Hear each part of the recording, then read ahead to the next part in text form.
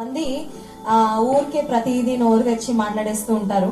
కొంతమంది చాలా లోతు మనుషులు అంటారు. అంటే వాళ్ళన్ని లోపలే పెట్టుకుంటారు. కొంతమంది లోపల ఒకటి ఉంటుంది, బయట ఒకటి మాట్లాడుతూ ఉంటారు. అసలు లోపల ఉన్న ఐడియాలజీకి బయట వారు చూపించే ప్రవర్తనకి పొంతనే ఉండదు. కొంతమంది వాళ్ళని అఫ్ కోర్స్ వేషధారులు అంటారు. మనం అలా ఉండడానికి వీల్లేదు.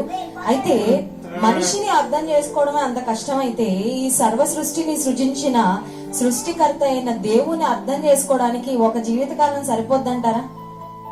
ఒక జీవితకాలం సరిపోదు. నిజానికి దేవుడు మనకు అర్థం కావాలంటే ఆయన మనలో ఒకరిగా దిగొస్తే గాని మనకు అర్థం అవదని దేవాతి దేవుడు నరరూపిగా ఈ లోకానికి దిగివచ్చారు.